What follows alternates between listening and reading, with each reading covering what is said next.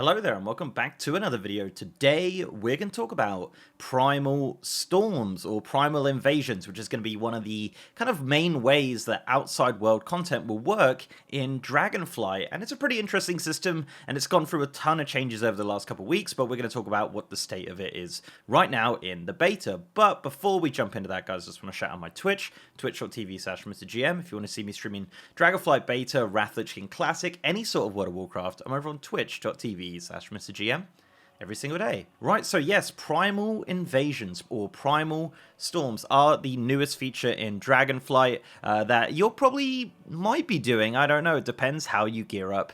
And we'll talk about that in a second, but this is a pretty interesting system, and it's been going for the last couple weeks on the alpha and the beta, and it is kind of getting refined every single week, and it looks like right now it's kind of in a more polished state than it was before, and I think we're ready to talk about it. I think we're ready to talk about how the system works, how the gearing works, and what my thoughts are on it. So the basic concept of elemental storms, primal invasions, or primal storms, whatever you call it, they call it primal storms in the achievement tab, so we're just going to call it that, is that essentially every 6 hours for 2 hours, a invasion will happen on the Dragon Isles in one of the 4 zones. These are 2 at a time, and there's 4 different types that can occur. You have air, earth, fire, and water. So once these start, the NPCs in those areas become empowered by one of these forces. Now, there isn't any extra NPCs that spawn. Essentially, it's just the NPCs that were there, and maybe a few extra little rare spawns and things like that, but for the most part, it is just the NPCs that were previously in that area. They're just infused now with the power of the elements, and sometimes these NPCs are elites and quite difficult to kill. You can do this solo, but it is probably recommended to do this in a 5-man group, but you can just go out and solo these if you like. There's a few non-elites around, and yeah, it is very much doable, especially on like a hunter or something like that. So yeah, 2 of these invasions pop up every 6 hours for 2 hours, then another 6 hours, then another 2 hours, and the cycle continues. Now, from these invasions, once you kill the NPCs in this area, they'll drop a brand new currency. Now, this currency is called Elemental Overflow, and this currency, as of right now, is not capped. Now, this is a currency you can just continually farm for the entire 2 hours in either of the elemental storms, and every time an elemental storm is up, or a primal invasion, or whatever, you can farm this currency. Elemental Overflow does not look like it is capped in any sort of capacity. So you're going to get a ton of this. Every NPC will drop around like 8 to 10, depending on if it's elite or not, and you'll just get lots and lots of Elemental Overflow. Now, this massive amount of Elemental Overflow you're going to obtain is used to purchase gear. As mentioned, this is uncapped. This is something you can farm endlessly and get this full set of gear. Now, it has been confirmed that this is starting in Season 1 of Dragonflight, so this will not be there at launch. This will launch at the same time as the Raid and as Mythic Plus, probably like a week after launch or so. So the gear you can get is actually eye level 369, which is very nice. And 369 is essentially heroic gear. Heroic gear is 369 eye level. Now, yeah, this seems kind of stupid, right? Because why would you want to buy heroic gear when heroics are available from the start of the expansion? Now, the thing is with this gear, as mentioned, it is heroic eye level, but it does have a set bonus, which is across the board for cloth, mail, leather, and plate. The set bonus is that 2 set is that increases your primary stat. The 4 set is that when you kill an enemy that yields honor or experience, you gain a spark of the primals. Once you reach 5 stacks, your next single target offensive ability will launch a devastating elemental attack, which sounds pretty good. Then you have a 6 set bonus, which is fatal damage causes primal energies to overflow, granting immunity to all damage and harmful effects for 8 seconds, but this can only be used outdoors in the Dragon Isles. So 369, as mentioned, is heroic gear, so it seems kind of pointless if you're just going to be farming heroics. You're probably going to get 369 gear. Obviously, the set bonus is kind of nice, but, you know, when Mythic Plus comes out and things, you're probably just going to replace this, right? But that's where the second vendor comes in, which is this one right here. And you'll see here that there is epics. There are epics available, and these are at eye level 395. Now, eye level 395 in Dragonflight is around about normal raid and the absolute maximum of raid finder. So this system and this type of gearing is essentially your Sandworm relic gear, you know, the gear from Zereth Mortis with the outside world content for people who don't do, you know, a lot of dungeoning, a lot of Mythic Plus, and a lot of raiding. This is a kind of gear set that you can get just on your own and just over time. And we'll talk about time in a minute. So to obtain the epics, you have to purchase the blue item. As you can see, it is a requirement as a currency to use the blue item to purchase the epic item. Now the other currency here is a Storm Sigil. Now Storm Sigils drop from the elemental invasions.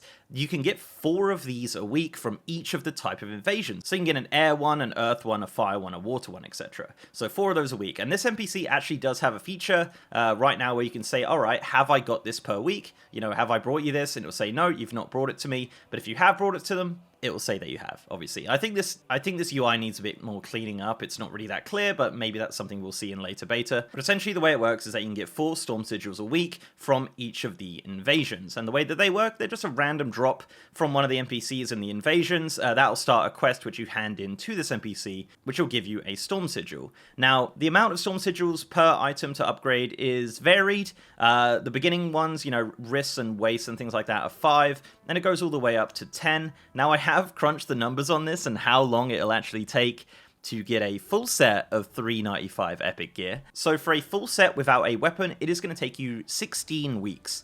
16 weeks total to upgrade from the blue items. Obviously, the blue items you can just farm as and when. You know, you can just farm them pretty much day one if you really had the time. You can do that. But yeah, it's going to take 16 weeks of Storm Sigil hand-ins for a week to get a full set of epic gear. Now the set bonus does go across the blue and epic set, so that's not too bad. So you can just kind of build it up over time. And if you really want to go hard, you can get the weapons as well, and that'll take you 19 weeks total to get the weapon as well as the full set. So 19 weeks from, you know, season 1 beginning to getting a full set of 395 epics. It's kind of like, you know, bad luck protection, I guess, in a sense, but yeah, 395, as mentioned, is kind of like the first boss of normal and the kind of absolute limit of Raid Finder. So yeah, not for everyone, but definitely, you know, something to do in your free time. So let's talk about the appearances of this gear. The item sets all have unique appearances for cloth, leather, mail, and plate. Really cool looking, kind of a blue glow to it. The epic and blue versions are exactly the same appearance, so if you are a transmog collector, you only need to collect the blue items with the elemental overflow. You don't have to wait 19 weeks to get that full set. Again, that could change, but we'll see. The weapons do match it really nicely as well, which is really cool to see. I do like that a lot. And yeah, so this, if you're just after transmog and you're looking for something to do in the outside world, this is something you can do. And once you've spent all of your elemental overflow and you're still looking for something to do, you can buy the Stormhide Salamander mount, which is 2,000 elemental overflow, which is a purple and blue salamander mount, one of the new models of Dragonflight. So if you really just want to spend that or buy this mount, that is going to be 2,000 elemental overflow, which is going to take a little bit, but again, you can no-life it if you really want to. Now, as with any feature in World of Warcraft, there are achievements attached as well. A bunch of achievements that are just essentially to kill stuff in the different types of primal invasions in the different zones. As you can see here, I've kind of got the Firestorms of Valdrassus one, 79. Right now, there's no rewards for these. No doubt there will be some sort of rewards for completing this kind of meta achievement here or this achievement here. But again, that's something we're going to see probably in the next couple builds of beta as they flesh out the rewards for the system. But yeah, that's basically it. That is Primal Storms or Primal Invasions or whatever you want to call them in Dragonflight. A very interesting system. It is really cool to see them not capping elemental overflow. If you do want to no-life it, if you do want to be sweaty about it, you can do that. You can just go in to these elemental storms and just sweat it out and get all of the currency, get all the 369 gear. Personally, I would have preferred it if the storms started at the beginning of Dragonflight to give you something to do in the outside world. But as mentioned, they did say that it is going to be in Season 1. That could change, though. That could definitely change in time. But yeah, there you go.